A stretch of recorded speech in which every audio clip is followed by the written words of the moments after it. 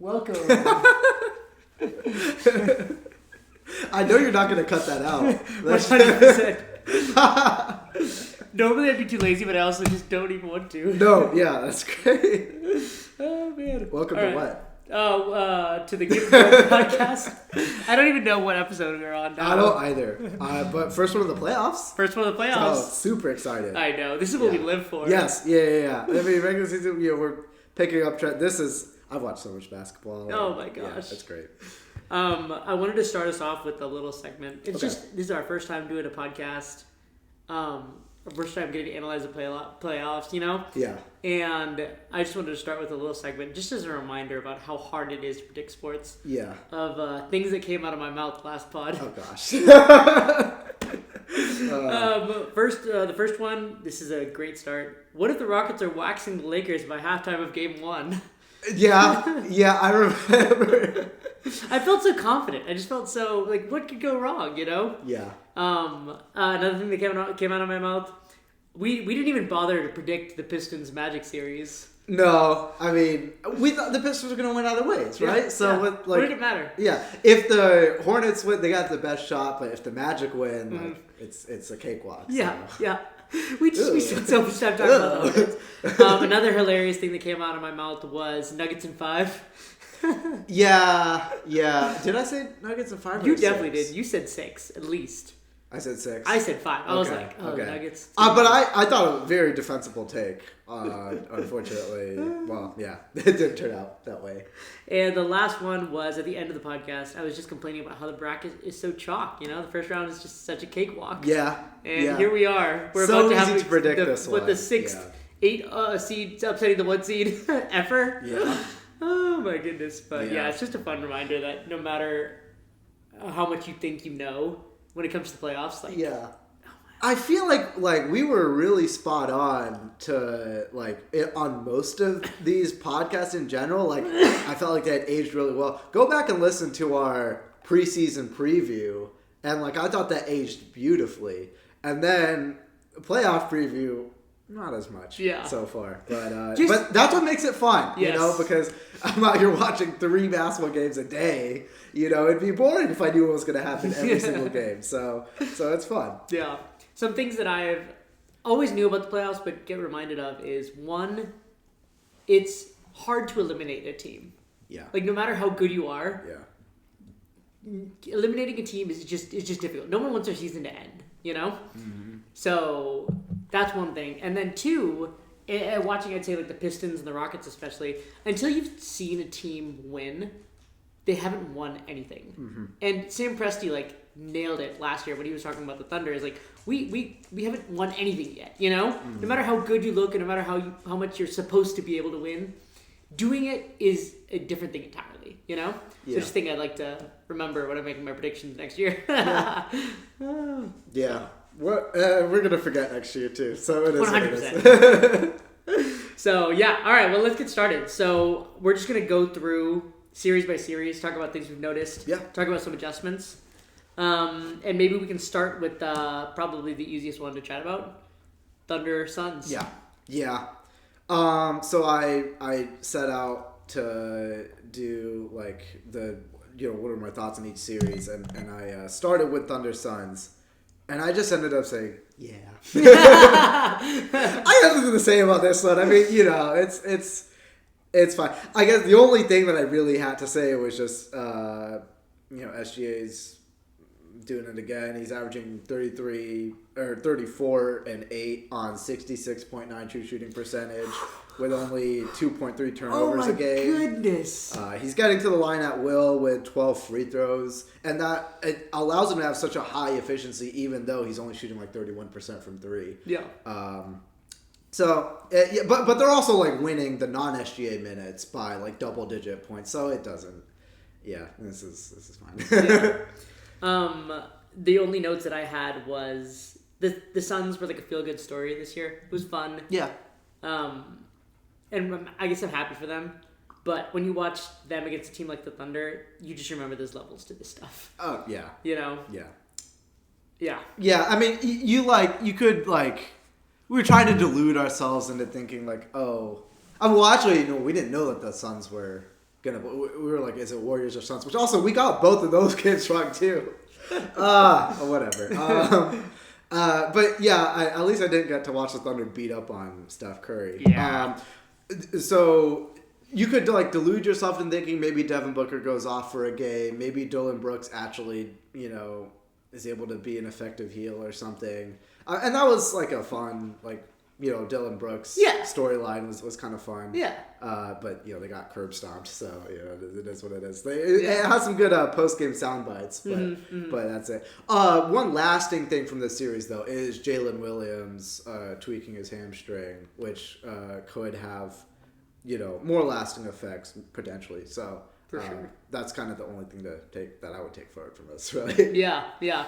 It's definitely been the thing that mattered the most for the Thunder throughout the year is the fact that they haven't had their number 2 option, And even when he has played, to be honest, he's looked like another good Thunder player. He hasn't looked like Jalen Williams, the second scoring option on a title team, And I think that's going to matter. Has he even scored 40 points this year? He might have. It just it doesn't feel like it, Or he did it in Game 6 of the finals last year. So yeah. Yep. All right. Yeah, I guess the only other note on that, which takes us into our next series, is that the Spurs and the Thunder are on an epic collision course. Yeah. And I am so excited. You will not be able to find me during those games because I will be locked in. It's going to be an incredible series, and I don't want to preempt it. I've already gotten a lot wrong in these playoffs. Yeah, maybe maybe the Wolves will upset them. But yeah, no, certainly looks that way. Yeah. So, all right. Jumping into that next series, Spurs versus Thunder. Maybe I'll start us off. The thoughts that I had, the first thing I noticed when I was probably... Or Spurs Blazers. Spurs Thunder, yeah, right. Right. We're doing a playoff way ahead of myself. The NBA's rigged, and they gave me the script. Yeah. Tune in next time. But for Spurs Blazers... When I was watching, I think it was game 1, and it suddenly hit me. This is the Scoot Henderson versus Wembanyama. Yes, yeah, I didn't even... This is the top draft picks of whatever 2022 series. I low-key forgot he was on this team. And he looked great. It was probably the best I've seen from him in an NBA uniform. Yeah, since the preseason when he was... Oh, yeah. But yeah, no, definitely, for sure. I think it was game 3 where he he hit 5 or 6 threes. Mm-hmm. He had 30-something points. Yeah. He looked excellent. There's a good player in there. Yeah. And I mean, I thought he was really good pre-draft. And I think that guy's still there. He has explosive athleticism. His shot's still, he has a good shot. Good point guard, can make good reads out of the ball screen. He's an NBA player. And yeah. I think that, this is kind of where you look for the future, but he's only 22 years old. He was also drafted when he was 19. So there's real promise there. And he's only 22. He's doing it against a really tough defense. I see something for the future potentially there when he's a guy that most people, myself included, had forgotten about. Really. Yeah. We also forget, we're reminded of it time and time again that being a lead ball handler in the NBA is the hardest role you can have. Mm-hmm. It's the hardest. Mm-hmm. And it takes the longest for guys to get there. And I think of Darius Garland as a really good comp, or even Jaylen Brown now, I think Darius Garland is probably a much better comp. But just that in the first few years, it doesn't always look like it should, but that's just because it's so hard. And it's not to say that Scoot Henderson is going to be that level of an all-star guy or something. Yeah. But yeah, you're right. To write him off, and I'm glad the Trailblazers didn't give up on him. I'm glad they didn't decide to trade him early or something. But this is really hard to do. There's so many decisions you have to make. You have so much intelligence you have to play with. In addition to just being a good basketball player and doing the little things right. Mm-hmm. So yeah. Yeah. Pop off, Scoot. Good for you. Yeah. Yeah. The other thought I had watching the series was I realized I think that the comp for Stephon Castle is the guy he's playing against, Drew Holiday. I never really thought of it till before, but the smarts, the strength, the doing all the little things right, being able to handle the ball, hopefully becoming a good shooter, and I think that the way that Drew Holiday played the Robin role next to Anthony Davis or even on that Celtics starting five, which there was like 4 Robins, I guess.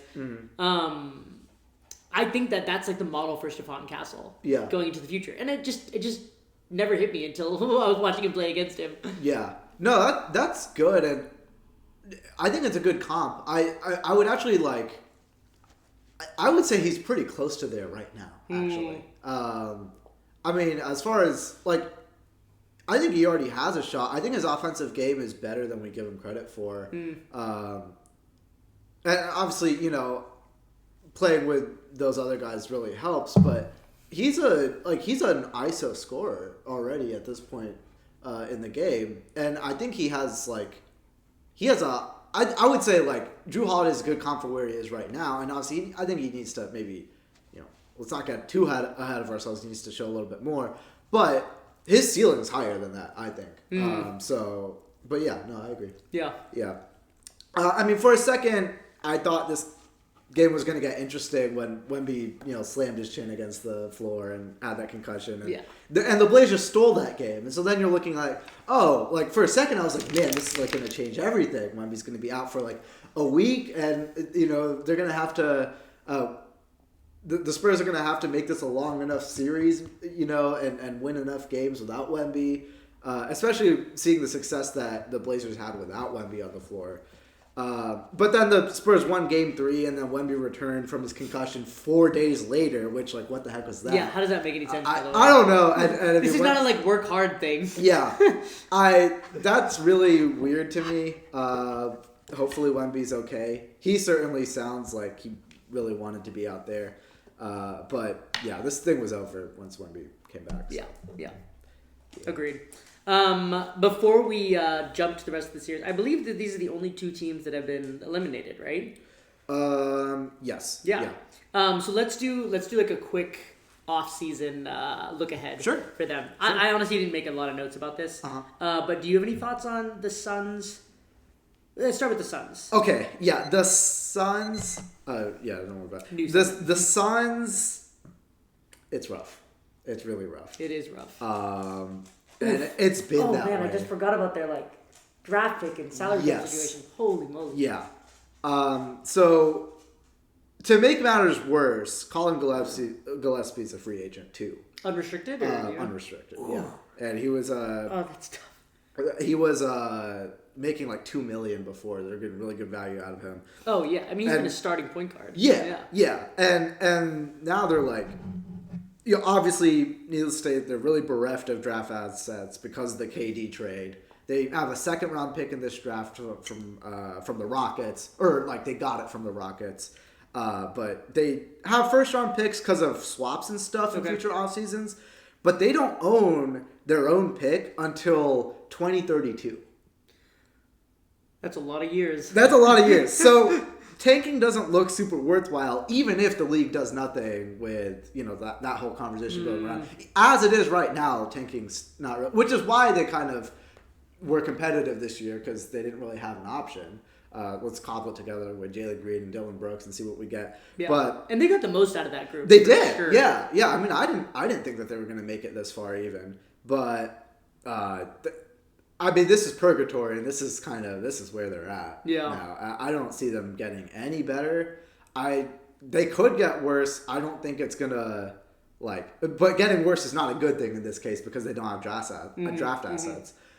They're paying Jalen Green $30 million for the next couple of years. They're paying Devin Booker $50 million a year for the next. That's couple a max years. contract, right? Yeah. So Supermax, yeah. Yeah. No, this it's a bad time to be a Suns fan. It's been a bad time to be a Suns fan. Yeah, it's been a bad time. Ever since they traded for KD, it's been a bad time. Yeah, ever since they traded for Beal, to be honest. Yeah, that especially. That ruined everything, and I don't know. Do whatever else you can do in Phoenix, because watching basketball is not it. I think if I had to come up with a silver lining, which obviously all the points that you hit, it's tough being a Suns fan right now, I think. The only silver lining I can think of is, assuming health, I think this team has a solid, watchable floor. In the way that, if you're obviously the NFL and the NBA are very different, but it's not like I'm watching like the Washington Wizards like try to tank their way through. Yeah. You know, Yeah. like if I lived in Scottsdale, Arizona, and I wanted to show up to a Suns game. Go hang out, go watch Devin Booker do something. It could be fun. Yeah. It's not like I'm watching like a bunch of rookies, Trey Johnson throw it up 50 times, That's true. So that's fun. I mean, between guys like Devin Booker and Dylan Brooks, I think you have a solid floor. And to me, like Jordan Ott has proved to be like a solid head coach, Mm-hmm. So that's fun. It's fun. It's fun to go see a Suns game on a Tuesday in February, Yeah. That's about the silver lining I have. If you want to win a championship, like go elsewhere.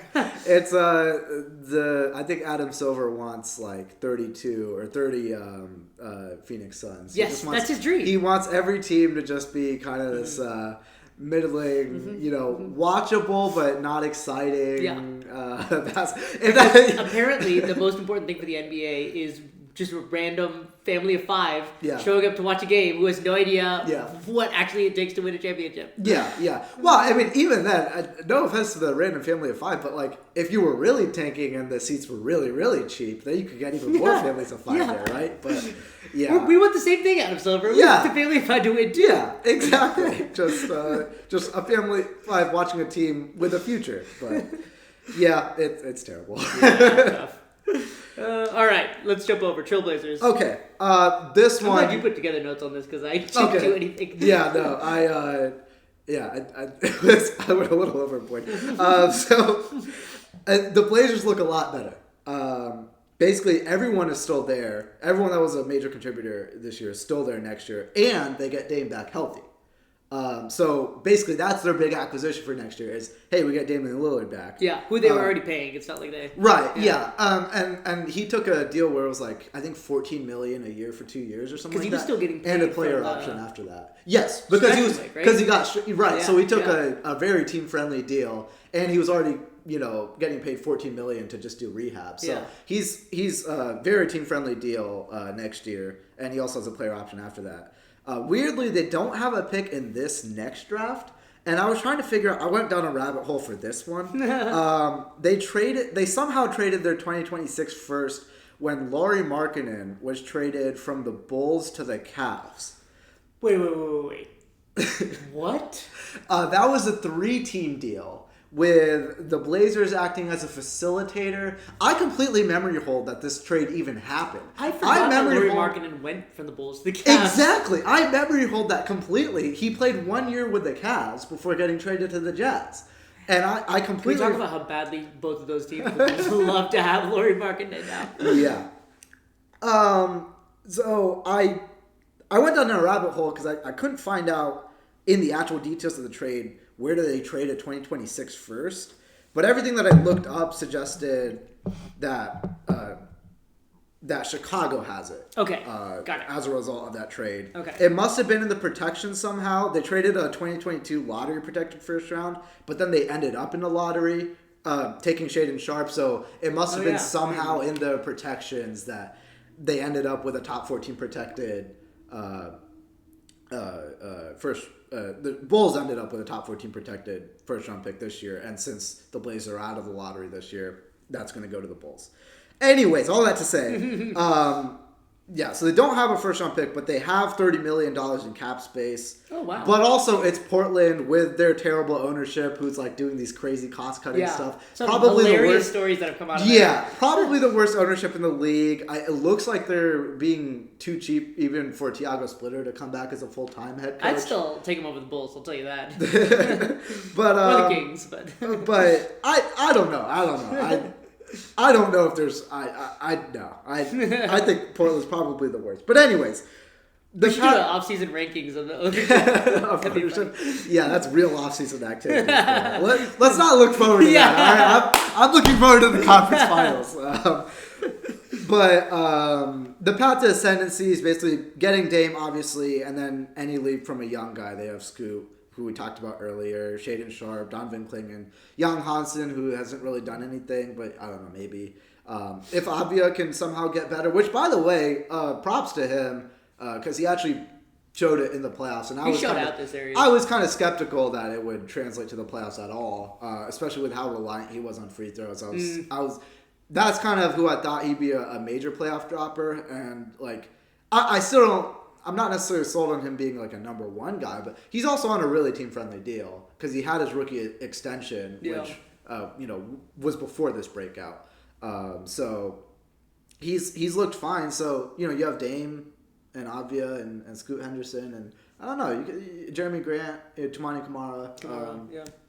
They could be pretty interesting. They also have the Bucks picks going into the next few years, don't they? They have like 2 or 3 of their picks. Yes, yeah.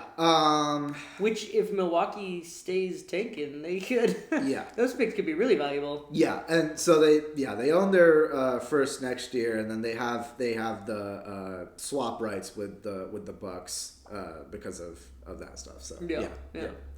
So much better position than the Suns. Yes, for sure. Cool. All right. Shall we jump into our next series? Yes. We got the number 3 seed versus the number 6 seed, the Nuggets versus the Wolves. Man, this has been a weird one. Yeah. This has been so weird. It's gotten everything, including, unfortunately, some really high impact injuries. So let's take stock of where we're at right now. It's 3-2. Yeah. The Nuggets just won last night. Yeah. Obviously, and DiVincenzo, they're starting back. 2 nights ago. Yeah. 2 nights ago. Yeah. Sorry. Do they play tonight? No. They don't? Okay. Or wait. Yeah, it was 2 nights. So they get 2 nights off. So it's last night was off, this night's off, and then they play tomorrow night. Okay. Yeah. So it's 3-2. I mean, if Ant isn't coming back, I mean, I think he's not. He's not. There's no way. Then it's unfortunate. But anyways, we can talk about what's been going on.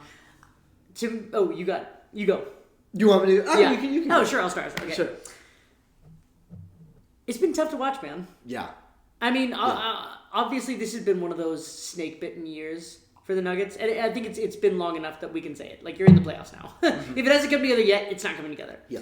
But for me, being like a fan of the game and just the beautiful game, I thought Jokic had personified that so much over the years. Yeah. And unfortunately, something happened earlier this year when he got hurt. Because ever since he's come back, he has not looked like the same guy. Like, when I watch him, all I can keep thinking is he is mortal. Yeah. He looks like a guy who can make mistakes. He looks like a guy who hasn't found his shot. I don't know if there's maybe a muscle and imbalance or a favoring one side thing. His passing has looked good. His defense has looked like worse than usual. Terrible. His instincts are off. And which is not to say he's not still like a great player and doing things right, but there's a difference between being a great NBA player and being like Jokic. Yeah. And it's sad to watch. And I really, really hope, especially for a guy with who already lacked a lot of athleticism, that this isn't like the beginning of the end, because we've just seen in such an incredible run, and I don't want it to go like this, Yeah. When they finally put a real team around him, Yeah. So that's how I feel. Yeah. I said in the last podcast that the Nuggets just have no excuse to lose this series. Yes. Because they're just decidedly better. Injuries and all. I mean, I know you can make excuses, and it's easy to do that in hindsight, but they have all the continuity. They have everything they need. They have the familiarity with this opponent. And it looks bad. It looks really bad. The question of this series for me is what happened to Jokic and Murray? Because from the last podcast, we're like, the Nuggets are, beautiful basketball. They generate really quality offense, really quality looks, and they'll just score they'll just run you out of the gym with their scoring.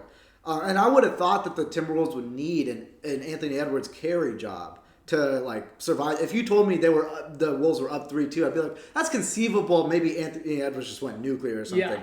That's not what happened. No. It's just the Nuggets are not as good as we thought they were. And so I guess a little deeper of a dive.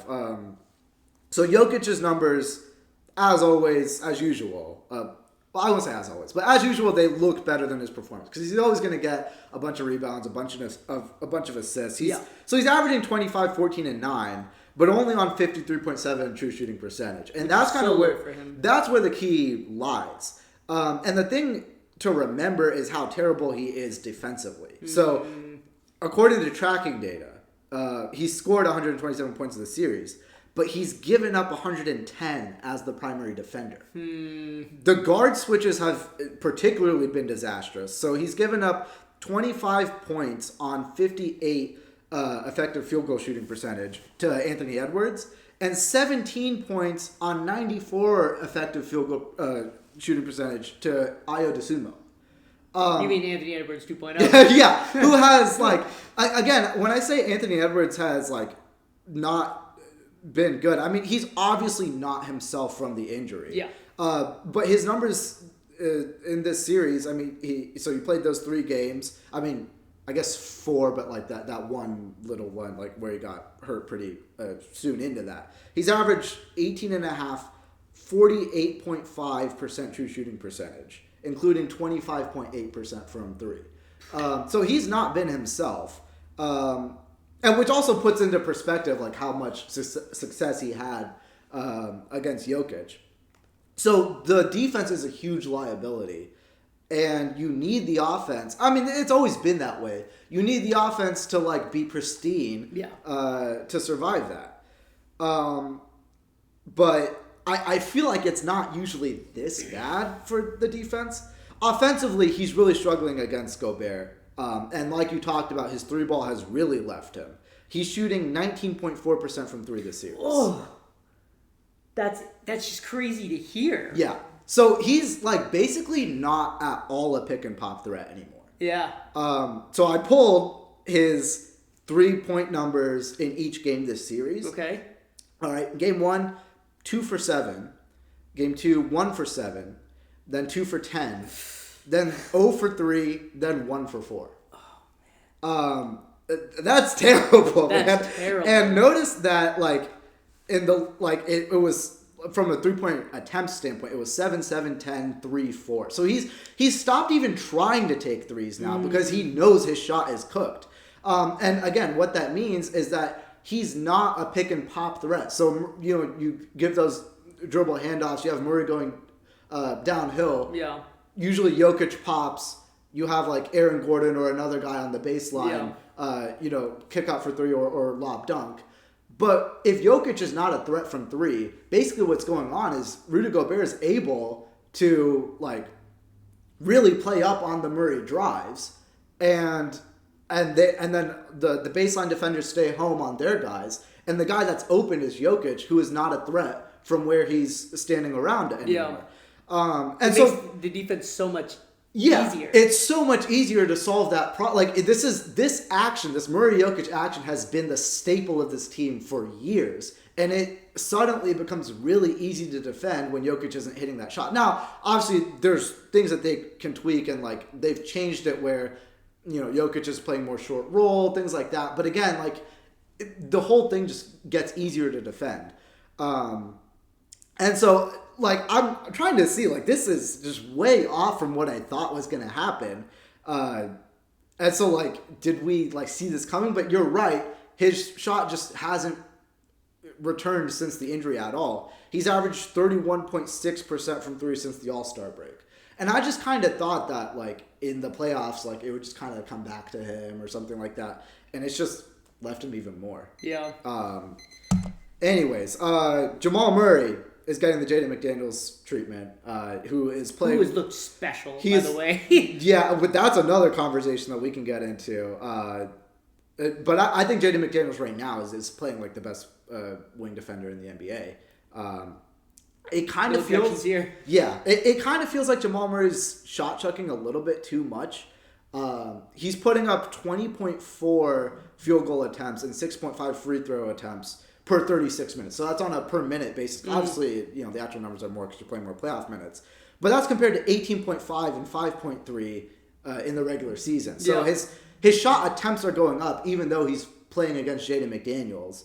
And it also makes like he's shooting 50.8 true shooting percentage on the series, and it makes it harder to overcome when you're taking that many shots and you're like mid to bad efficiency.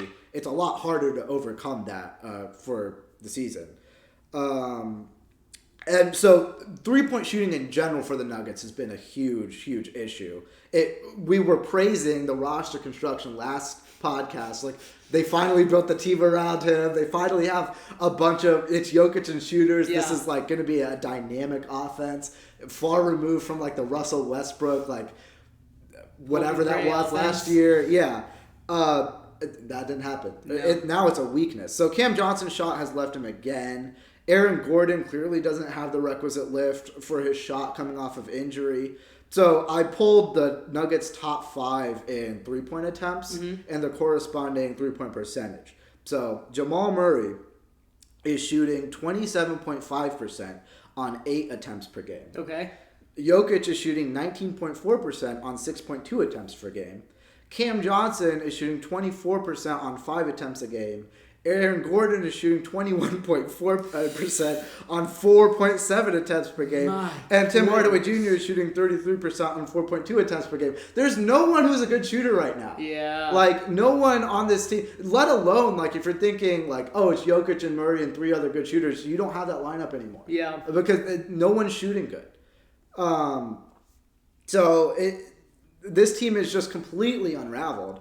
And then the guard depth now, like, we haven't even gotten yet to, like, the injuries. But I'm focusing so much on how bad the Nuggets have been to say, because people are thinking, oh, no Anthony Edwards, no Dante DiVincenzo, they're really going to feel that one. The guard depth's really going to be tested. Oh, the Nuggets are going to come back. And maybe that might happen, but it's far from a foregone conclusion. Because Ant hasn't really been himself, all series anyways before the injury. Yeah. Ayo DeSumo, 21.8 points per game on 74.9% true shooting percentage. He is lighting it up. He has been the offensive MVP for that team. He and Bones Highland are really going to be the ones to carry the guard play. Yeah. And the question is, they just need to put it together for one more game. Can they do that? One more game. It just takes one game of Jokic isn't hitting his shots anymore. They're really exposing him in the drop coverage or on switches. Like one game like that. They won the last game because the guys started hitting their shots again. Jokic, he was shooting like the high 60s from true shooting percentage perspective, like where they need to be, where they should be. But now they have to do that the next 2 games or they might be cooked. Yeah. Wow, you really brought it up today. Well, I was really curious on what is happening in this series because this is just so far removed from what we thought were going to happen. Yeah, or what we've seen from this team for years. I mean, we need Jamal Murray to just be playoff Murray in the playoffs. Yeah, and regular season Murray in the regular season. Yeah. I do want to shout out the Timberwolves for just becoming a team that I have not seen, and this is a trend in the playoffs. The Magic did it. Now the Timberwolves are doing it. This whole entire year, it has been a team that like overachieves against teams you don't think they will, and underachieving against teams that they won't. And now they're like the team that's like the grit and toughness and making the most out of like the least and next man up mentality. And nothing I associated with them this entire year, but I'm still upset that the Rockets didn't trade for Ayo DeSumo. Yeah. That guy's been incredible. And if you told me that Ant went out, DiVincenzo went out, and the Timberwolves are up 3-2, I would have said it was the Julius Randle series. Yeah. And it's not even been close. Yeah. It's been the Ayo series and the Gobert series and the Jaden McDaniels series. Yeah. And all 3 of those guys it's been pretty incredible watching the way that they played on offense and on defense, especially on defense. Mm-hmm. And I thought like Jaden McDaniels has really been like, you put it exactly right, like kind of the emblematic guy for this series.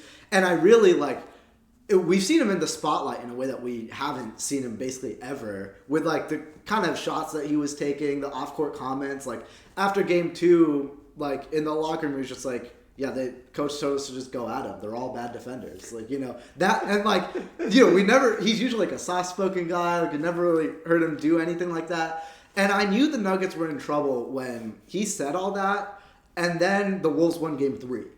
And the Nuggets looked bad again. And that's when I was like, oh, this is going to be a series, because the Nuggets don't have like a response. Yeah. To, like, you would think they'd be really mad about it. So like taking actual shots and then backing it up. Yeah. I mean, the Wolves are just taking the fight to them, and they're winning it so far. So I'm just upset that we don't get to see the peak of what the series has to offer with Ant being out. Yeah. So and also another thing, like we talked about like Peyton Watson as if he was gonna. Yes. I completely thought he was gonna be there, and there's been no injury update. He just has this like lingering Very, very nebulous hamstring injury, which hamstrings are very difficult. But I just kind of thought they were playing it safe for the playoffs or something like that. No, he's been out for like a month, and I haven't heard a single. And they've needed him. And they really. They need everything they can get. Yeah. With Aaron Gordon like not looking like himself, Peyton Watson being out, like the Nuggets' defense is also really, really compromised too. Yeah. In addition to like we talked about their offensive struggles, but also they lost 2 of their best point of attack defenders, so that matters. Yeah, definitely. Thoughts on how the series ends? Gosh, I really think this is a toss up for me. I think people are talking about it like the Nuggets are going to come back, and I'm going to take Wolves. Wolves in 7. I'll say 7. I mean, they just need. It's basically just like they need one of the next. It might happen this game. It might happen next game. Yeah, I don't think Nuggets. It'll happen once. I think it'll happen once. Yeah. I don't think that like. I think the offensive concerns are a real problem, and it's more than an issue of just lock in. Like, I don't know. I don't like there's a real systemic issue on the offense with the 3-point shooting being bad and Jokic's offense being bad. Like, I don't think they're going to overcome that for 2 games. Yeah. It's the advantage you have when you put yourself in a 1-win situation. You get those first 3 games, and now you have like all the buffer you need. You just have to make it all go one time, you know? Yeah. So yeah, I also have a lot of questions about the Nuggets coach. I thought he was good last year in the playoffs, but they clearly have just not responded. And I know a lot of that you can put on like Jokic's injury and stuff like that, but I don't know, maybe get the best out of your guys when you need it, you know? Yeah. You have a great roster. Yeah. So, yeah. I'm going to go with Nuggets in 7.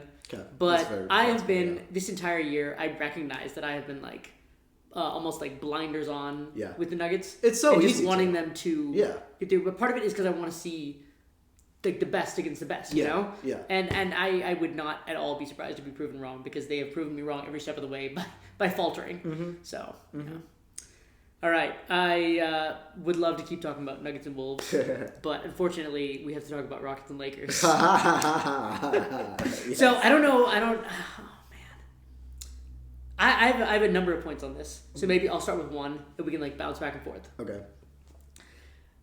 I think the only way to start talking about this series is to talk about the greatest player of all time, LeBron James.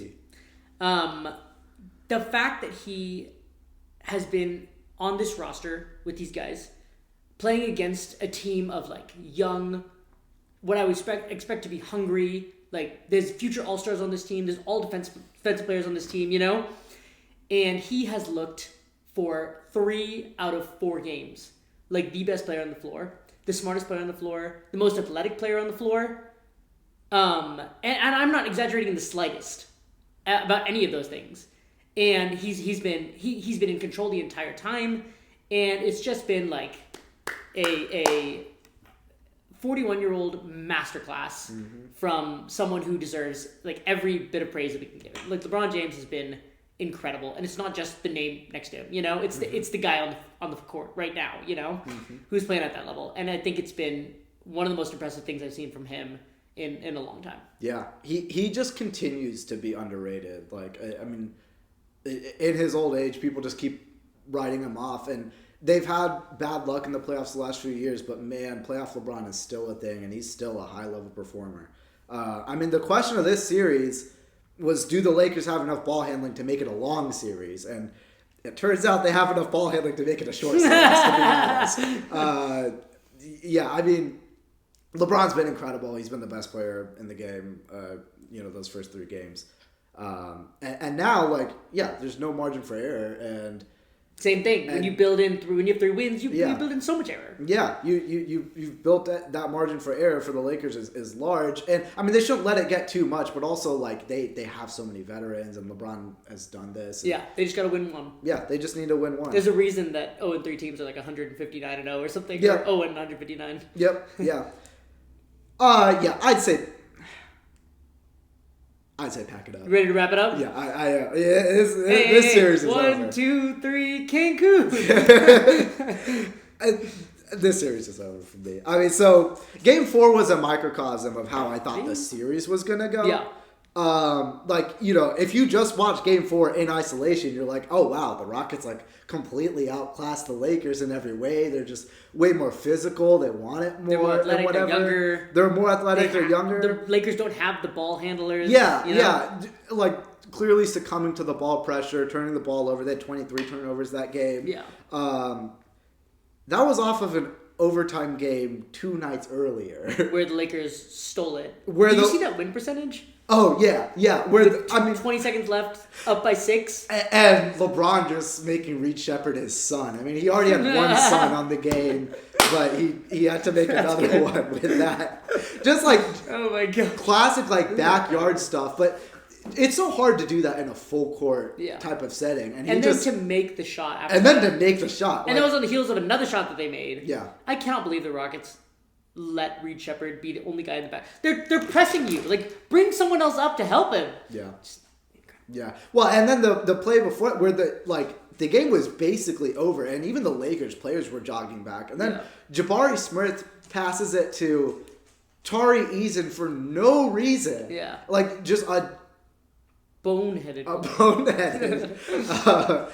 Kevin Durant would use another word, but a boneheaded play from Jabari Smith to and stolen by Smart, who then gets fouled on the 3-point shot, completely changes the course of the game. And so Game 4 was off the heels of that happening 2 nights earlier. Now the Lakers have had 2 nights of rest for the 41-year-old first Reeves option. might be back. And Austin Reeves might be back. I mean, to be honest, like, they're going back to L.A., like, role players play better at home. Yeah. LeBron's going to be fully We saw that in Game 1 and 2. The Lakers were clearly better. For sure. Yeah, I mean, they shot incredibly well those 2 games. This thing is over with or without Austin Reeves, to be honest. Like, I hope they're not rushing him back, because I don't think they need him for game. Now, if they lose Game 5, yeah, it's definitely a conversation. But another thing, like, on the LeBron subject, like, I hate that the last game counted, because LeBron has just been so phenomenal from games 1 to 3. But if you pull like the series stats, it looks so pedestrian. Really changes it because statistically his last game was like his worst ever. Because again, a 41-year-old coming off of playing 45 minutes against the Houston Rockets. Like, there's no chance that he was going to be anything but all-time bad for LeBron standards in that game. But from games 1 to 3, 40.7 minutes per game. He 25.3 points per game, 9.7 rebounds a game, 8.7 assists per game on 57% true shooting percentage. It's almost a triple-double. Yeah, almost a triple-double. 40 minutes a game, and good defense, by the way. And 40 controlling the game, 40 good minutes. So his numbers now don't really represent how good he's been, but he has been incredible. Also, Game 4 is going to ruin his career closeout game stats, and I'm really mad about that, because it's always been like the thing. LeBron James in closeout games has like a 76% win percentage or whatever, and his stats are like going to take a hit because of this game. But I'm mad about that. But no, nothing else to say about LeBron other than that he's been incredible. Yeah, I have a few quick hitters. One, watching this series has made me realize why I would probably make a bad GM. Because, I mean, besides the obvious reasons that it's hard to be an NBA GM and all those things, I think I'm just too loyal. Like, for me, I'm like, boys, pack it up. We're going to learn in the offseason. We're going to run it back next year, and it's going to get better. You know what I mean? But the truth is, as like GM, you have to be able to make hard decisions. And I think these guys are still young. There's still a lot of questions I have about development, and people have gotten better every year, Yeah. But yeah, it's been hard to watch as a Rockets fan, seeing this team that had all the reasons to win, right, and all the talent, but haven't been able to do it. Some quick hitters. One, Marcus Smart's back. Yes. It's been. I felt so bad for him when he got traded off of that Celtics team and then won a championship. Yeah. But he's back in all of his annoyingness, in his shooting. He's like lost a little bit of lateral quickness, but he's put on some size, which means he can guard different type of players. And he's just looked excellent. Like he's the kind of guy you want on your team in a playoff game at the end when he takes a charge when they need a basket. You know? Yeah.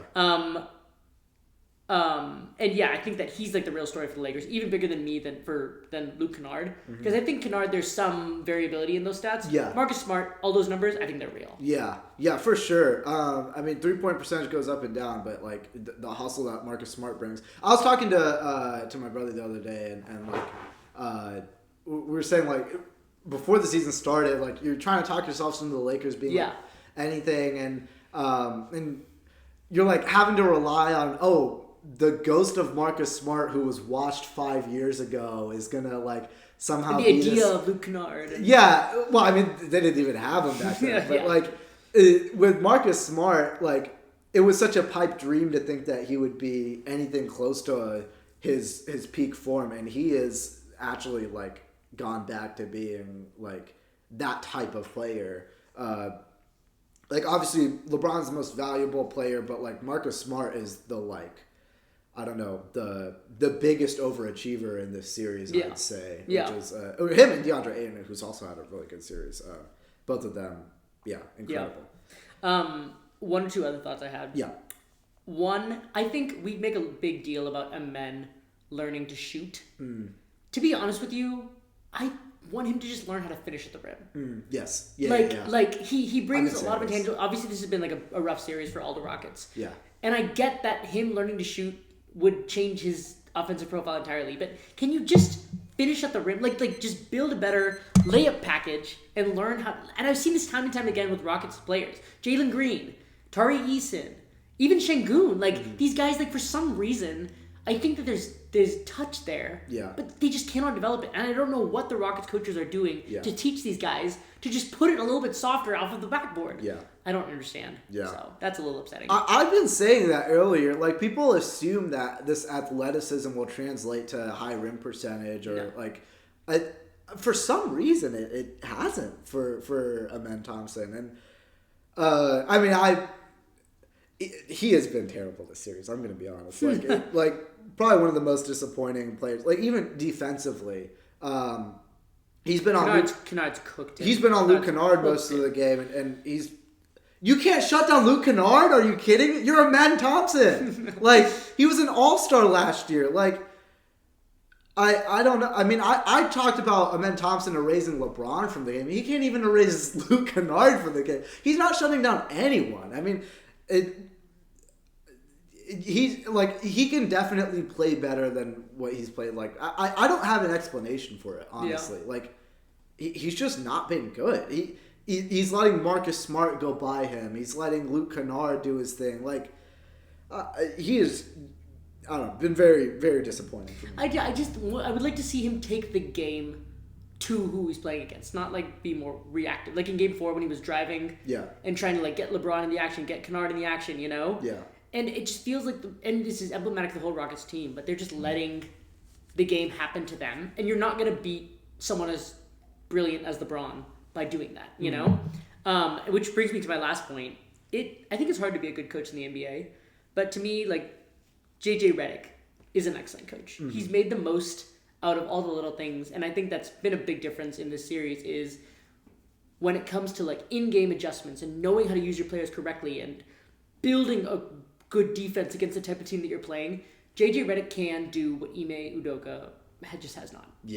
Unfortunately, he is so dialed in to the series and like just what the team needs.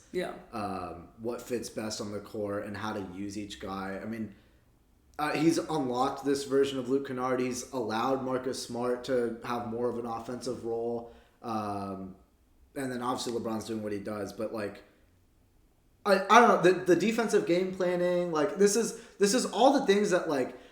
I've always said he's like been a really good regular season head coach, and the problem is just that, you know, the problem of like overcooking it in the playoffs. But he hasn't had to overcook it because like he's done his thing and it's worked, and the Rockets like they haven't effectively had a counterpunch to that. He's just had like this grip on what's going on and what the team needs and how to defend against the Rockets. I still believe. Not really, but I'm hoping. I'll be watching and cheering, but...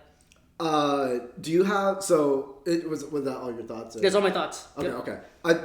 Question for you. Do you, like... I mean, it's a lot to ask, but, like, what do you see as, like, the counterpunch for the Rockets? Like, what's the key to... I mean, it's... Historically, the counterpunch has just been, like, I don't know, play harder and stuff like that, but...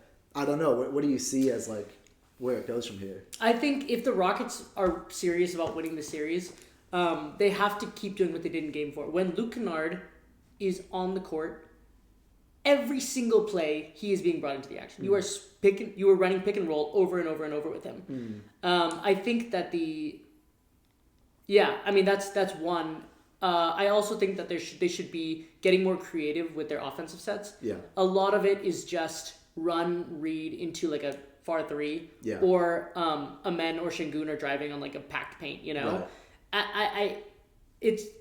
I know it's tough. Jabari's not like a great ball handler, but you have to start going to actions that don't just involve like one person, because every single one of their offensive sets they barely even know how to run a pick and roll sometimes.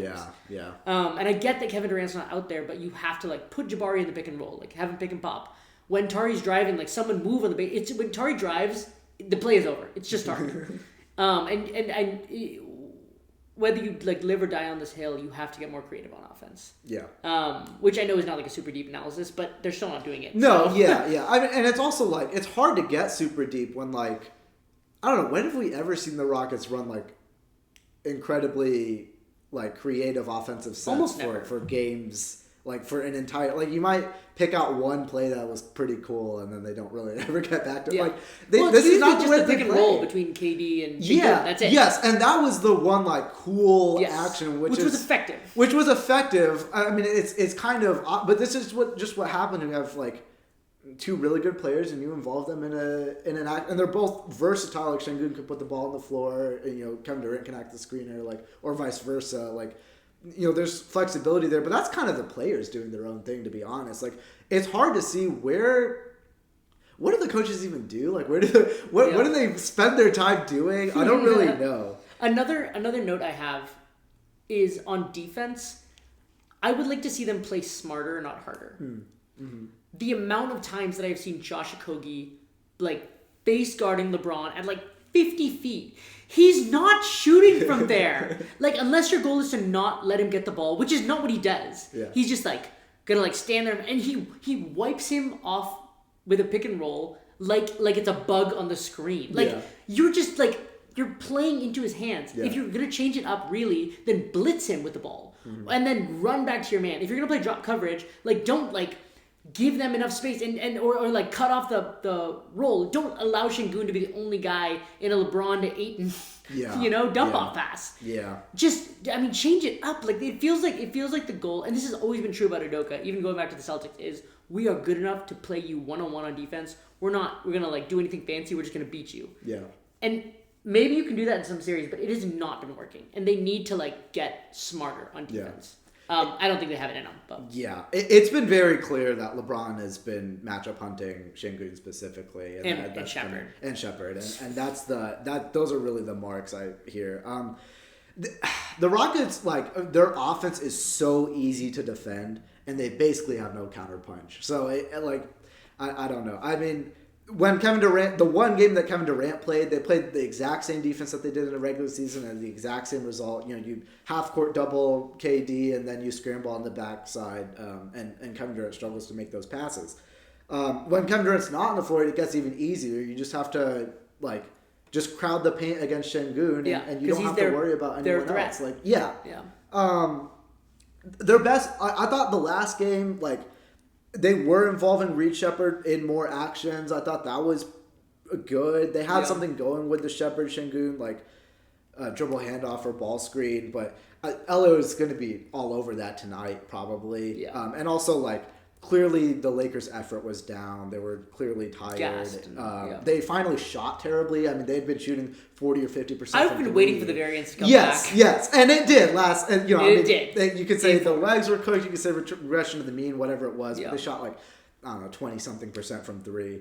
The Rockets guards had a pair. I mean, I've been crapping on him on Thompson for a while, but had a much better shot. He had a much better. He played really well. The Reed Shepherd played really well. Obviously, the Lakers had a bunch of turnovers, but I just don't think that's sustainable. I think all that's going to regress to the mean tonight, and so I think the season ends tonight for the Rockets. The last thing I want to say.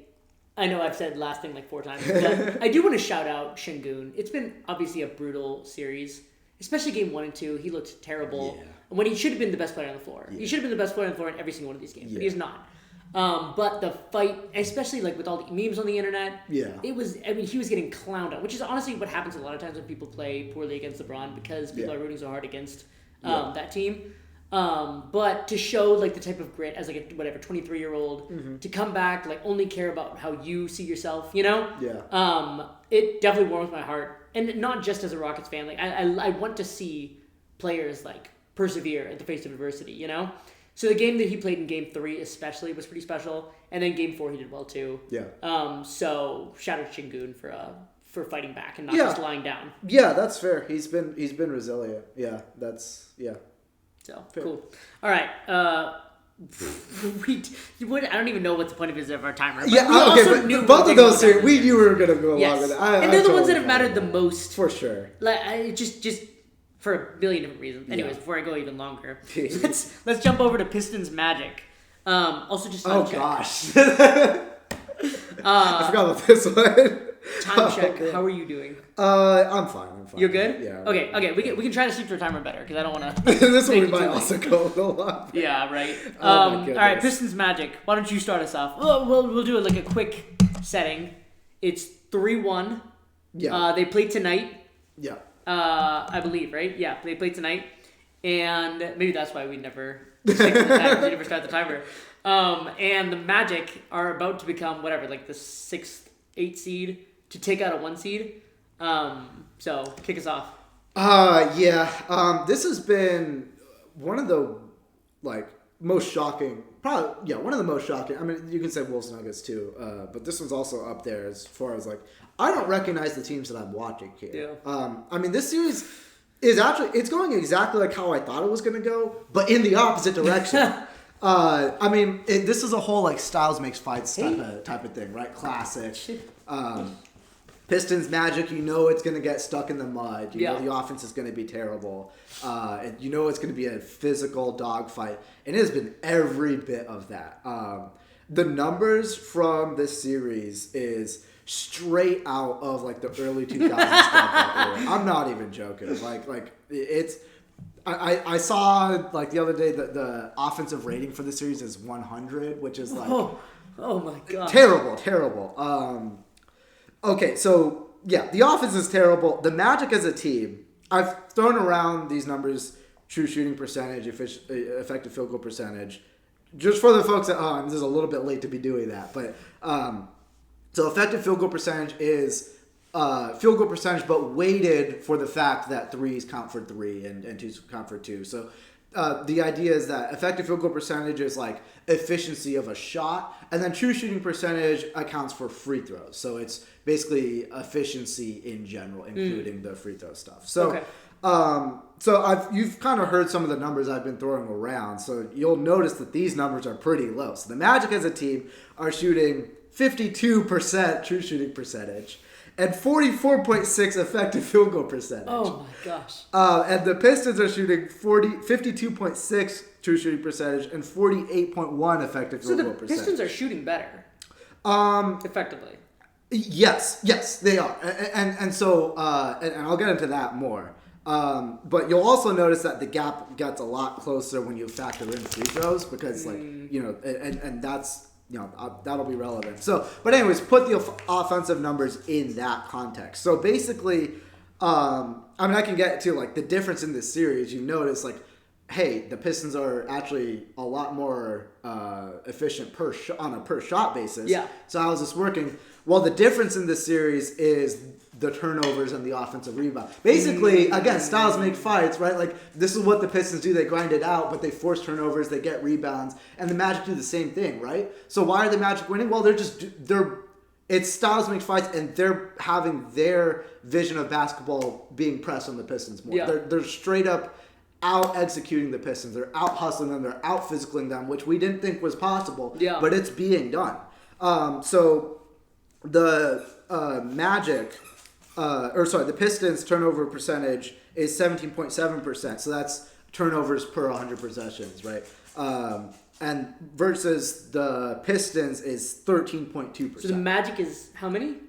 Pistons is 17.7%. Okay. Magic is 13.2%. So they're turning the ball over much less. The offensive rebounding percentage for the Pistons is 24.9%. For the Magic, it's 27.6%. So they're just getting so many more possessions. Yes. And that leads to the Pistons shooting 82.3 field goal attempts per game versus the Magic shooting 87.8 field goal attempts per game. So the Magic are getting a lot more shots on the board, and that's been the difference in this series. So the next question to ask is, like, where is all this offense coming from? The Magic offense is terrible, and it is, to be clear. It is. When you're watching the game, it's really funny because you're like, oh man, Paolo Banchero is he's actually been really good. And then you look at the numbers, it's 21 points per game, 49.1 true shooting percentage, but you're watching the game and it's such a dogfight that even that feels good. Right? Yeah.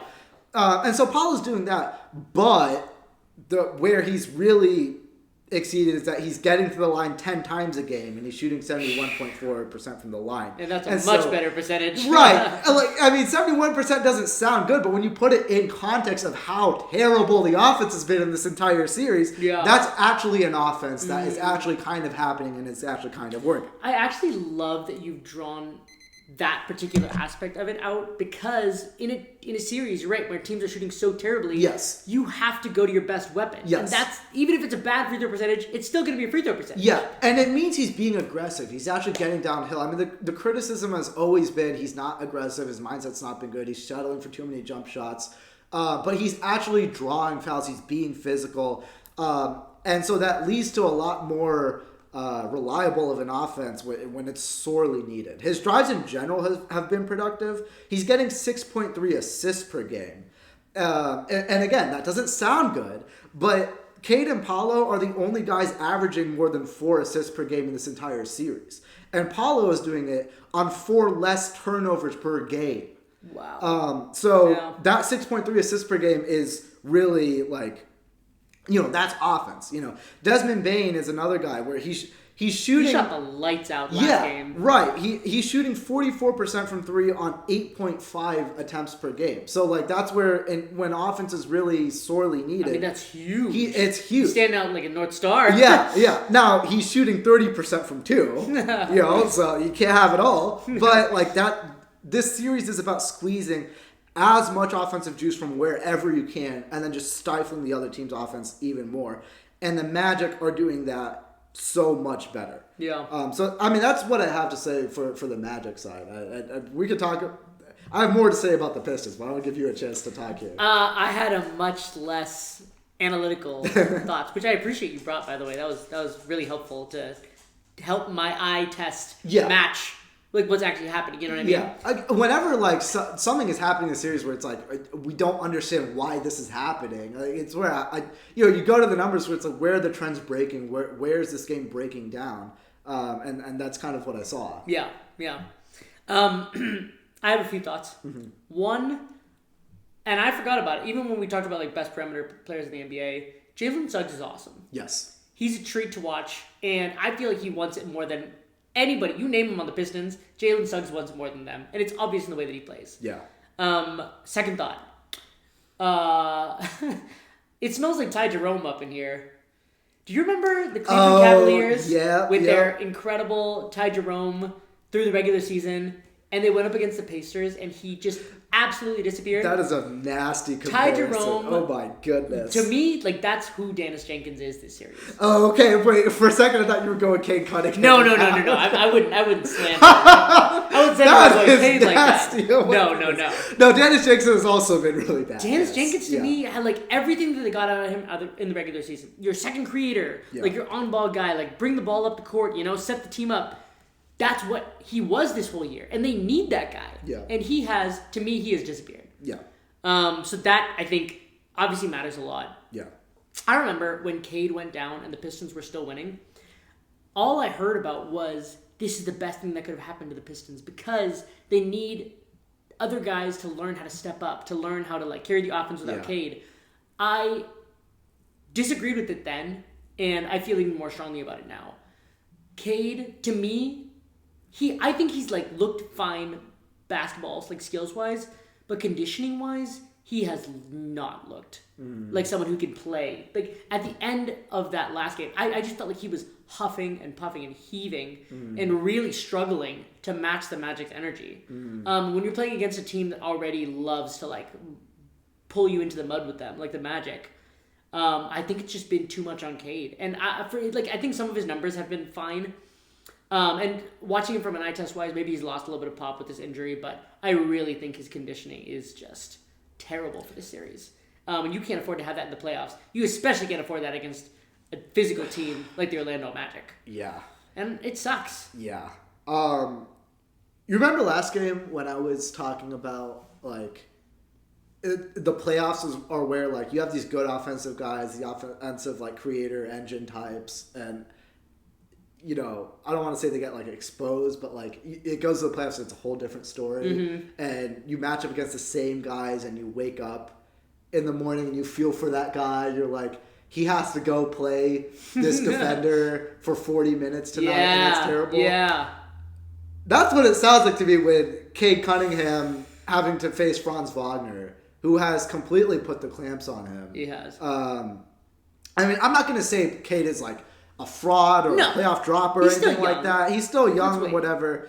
But yikes, man. I mean, I thought he would be the difference in this series. Like, this series is like two like pretty like identical, similar teams, but one of them has Cade Cunningham and the other team doesn't. Yeah. And instead, I mean, Cade has been every bit of the problem for the Pistons. And then Jalen Duren, who has been invisible. To me, this is just it's a lights too bright series. Yeah. This is your first time like in this kind of spotlight with this kind of role, and it's the lights are too bright for him. Where's the energy? Where's the the rebounding? He's getting outplayed by Wendell Carter. Like, I mean, I don't know what's happened to him, but he used to be like the guy to bring it. Yeah. And frankly, like I haven't looked at the numbers, but it like the Isaiah Stewart minutes look better than the Jalen Duren minutes, to be completely honest. Yeah. So, the best player in this series, straight up, is Franz Wagner. I mean, he's erasing Cade Cunningham, and he's still holding his own offensively. Now, I did see this morning he's questionable. Oh, really? Yes, which that's big. Hold the phone for that. Yeah. But yeah, just this series has not been what I thought it would be. No. I don't want to talk about like long-term future, but it's been pretty embarrassing for the Pistons. Yeah. Who are in their like wide open East, and we talked about this earlier this year. I mean, there's a reason that it's a wide open East, and it's because a team like the Pistons, who haven't done anything in the playoffs yet, are at the top. And I don't want to be like mean or anything, but it's hard to win. It's hard to win 7 games against. It's hard to win in 7 games against any team. Yeah. And the Pistons are gonna have to prove that they can do it before I like. They do. I mean, they won 60 games though. Like 60 games is good, but I mean, yeah, the team that I'm watching now, like they've genuinely done a Freaky Friday thing. Like, yeah. I don't recognize like I mean the Pistons at their worst look like this, but they've looked like. Outside of the second half of Game 2, that was the one half where they're blowing the brakes off of the Magic. I mean, that's where the Pistons were the Pistons. Outside of that, they've looked horrendous. Yeah. It's been unrecognizable. Yep. I'm going to really need Jalen Duren to step it up for them to have a chance in this series. Mm-hmm. But we talked about this. When you build in your margin for error, you just have to win one. Yep. And the Pistons should be worried. There's a reason 3-1 teams don't win their playoff series. So. Yep. Any other thoughts, or should you jump over? No, I think we can go ahead and jump over. Yeah. Cool. Celtics Sixers. Okay. So, Kyra, get down. Celtics Sixers. You want to start us off? Sure. Okay. Fine.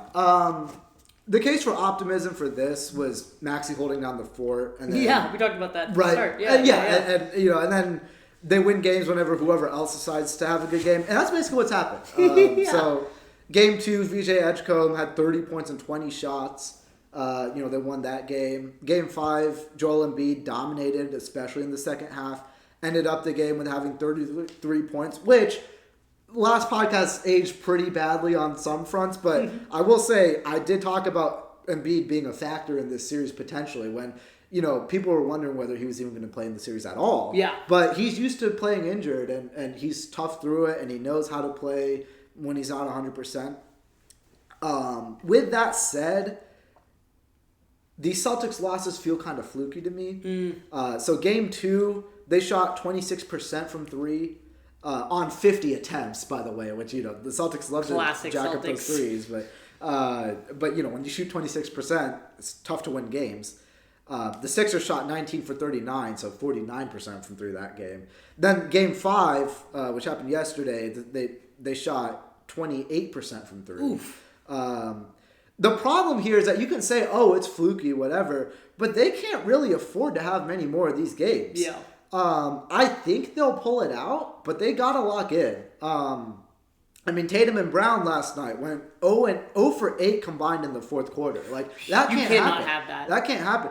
They went into the fourth down by 4, and they lost the game by double digits. You expect the team with the veteran experience and championship medal to kind of pull through.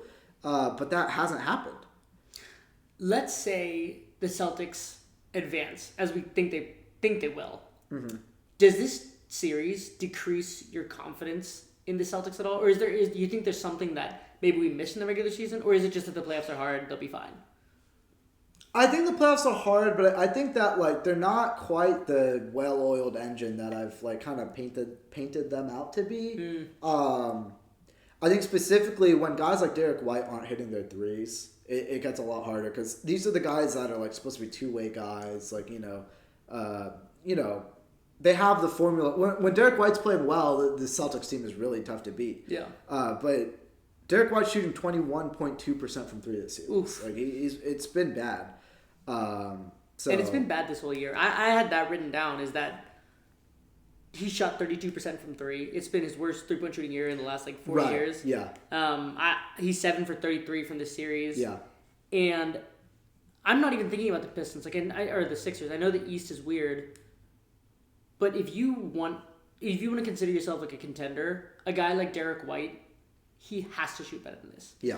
You nailed it. This team lives and dies by the 3, and when they have a team like they did when they won the championship, they live. Yeah. And when their guys aren't hitting the way that they have been in this series, they are not going to win. They're not going to be able to beat whoever comes out of the West or even the Knicks if they play in the next round.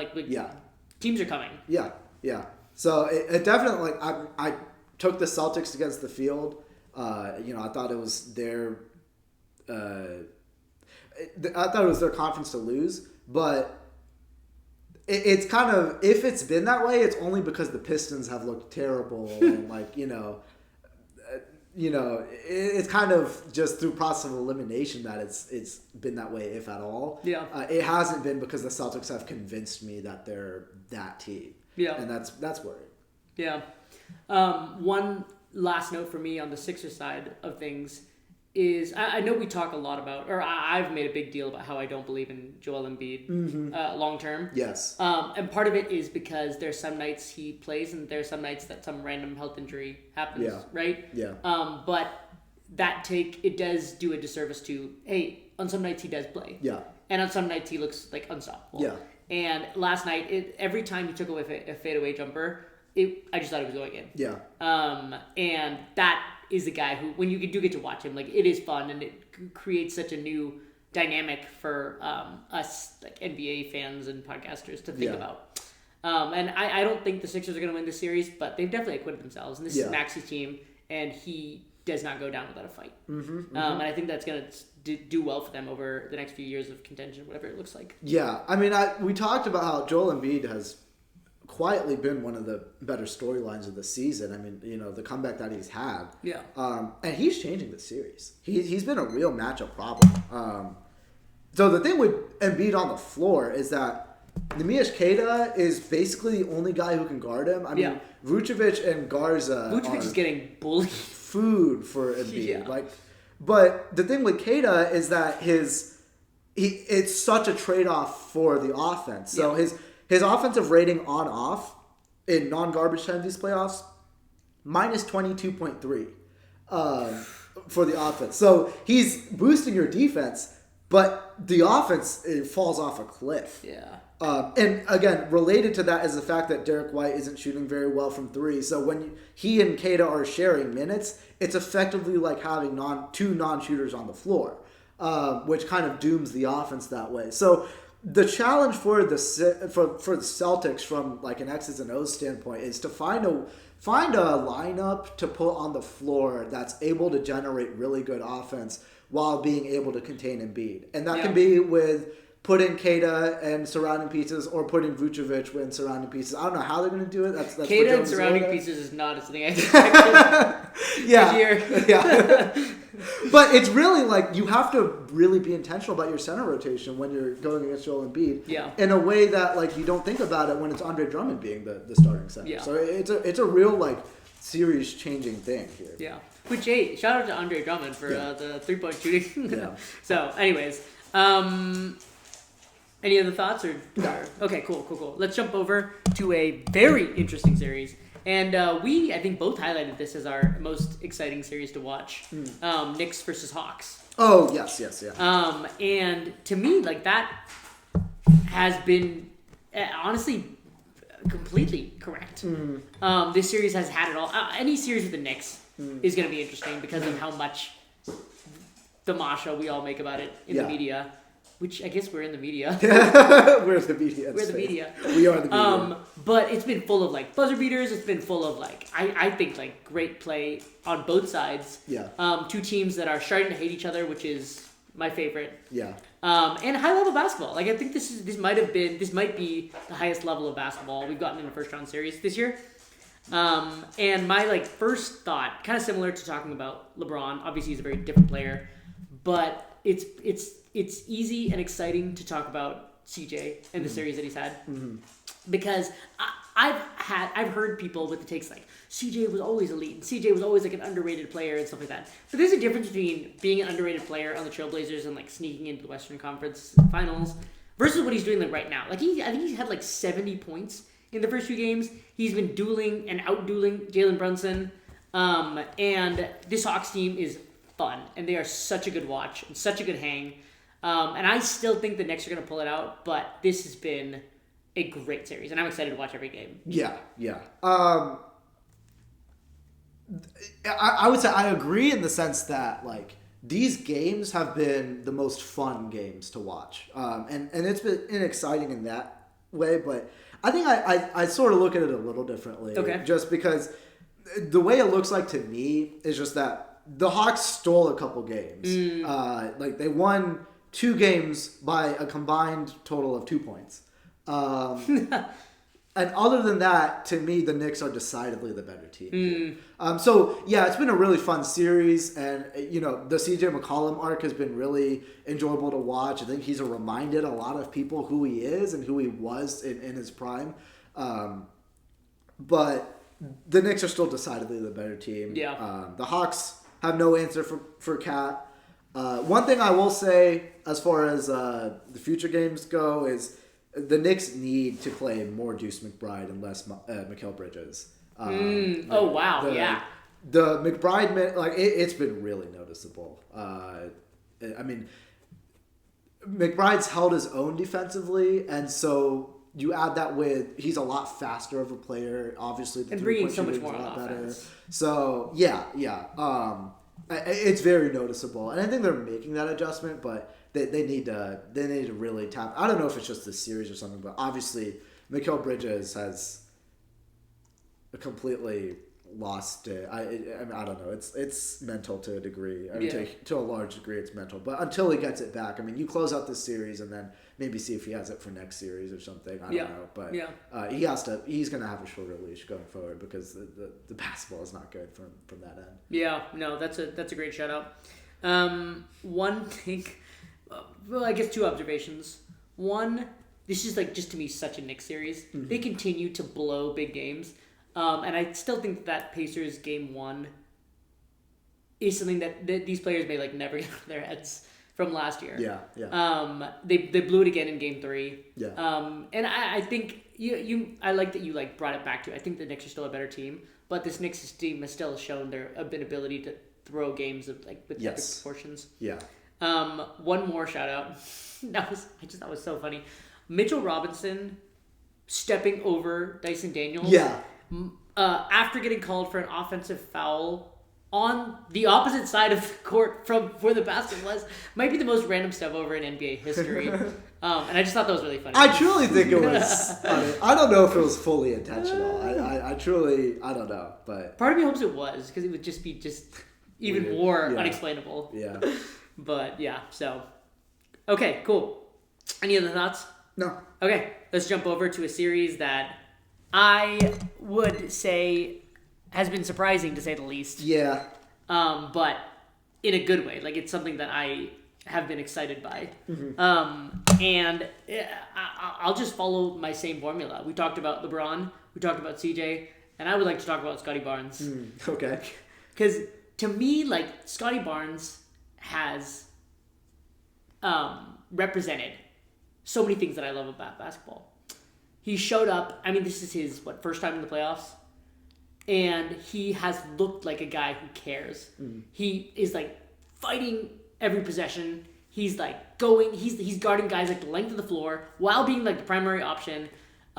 He has just incredible amounts of like heart and hustle, and it has been fun watching this Cavs team. Almost, I feel like be like a little bit shell shocked. She's like, whoa, yeah. Why do you care so much? You know, like it's just the playoffs. We're supposed to beat you. You know, and to me, like the only guy on the Cavs who's like matched his energy has been Donovan Mitchell.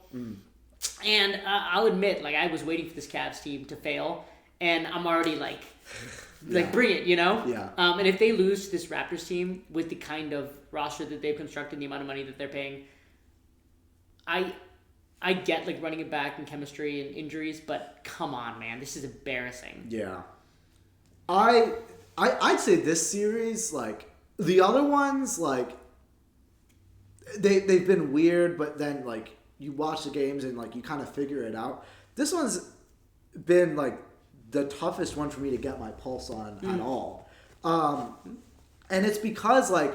The Cavs won the first 2 games, and I'm already kind of moving on. I had Cavs in 5, like I'm already kind of moving on. The Raptors win the next game. Okay, you give them 1. You give them 1. Then they win the next one. Yes. And that's when I'm like, oh my goodness, because game 3, like it was weird. I mean, teams usually win game 3 if they lose the first 2. Yeah, and Donovan Mitchell shot terribly that game. Like you think like, oh okay, it's a one-off thing.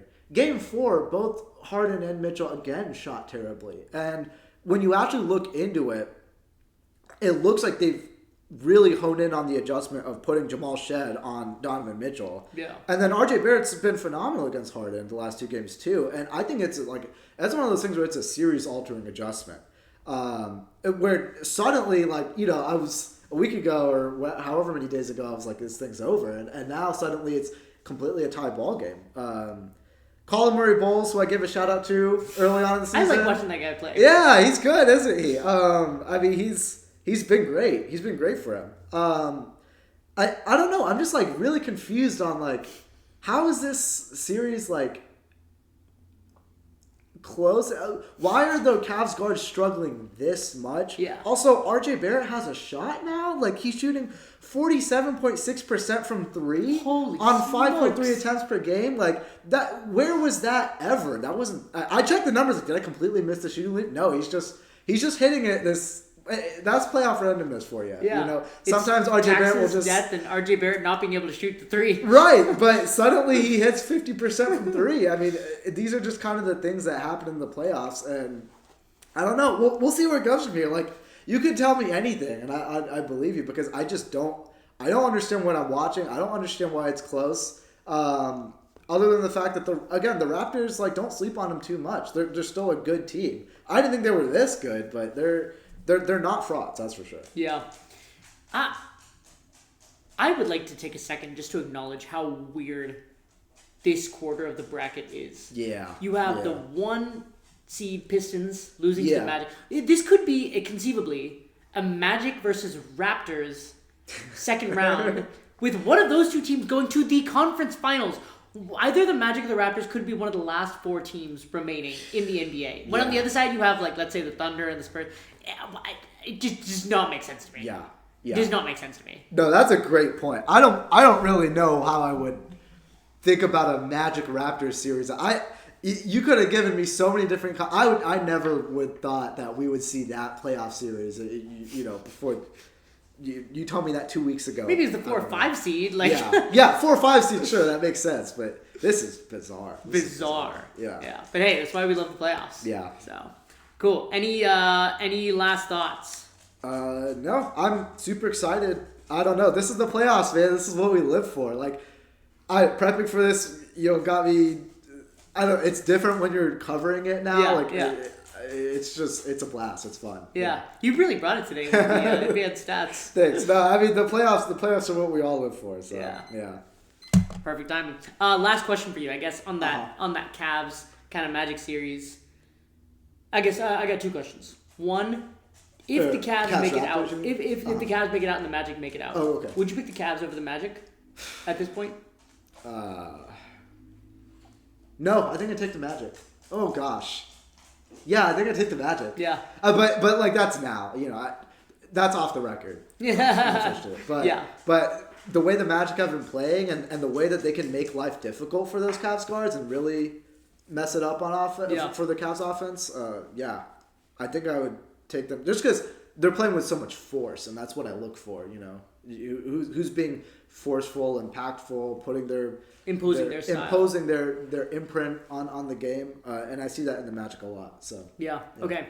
And then last question: we both picked Thunder over Celtics as our gun to the head prediction. Yeah.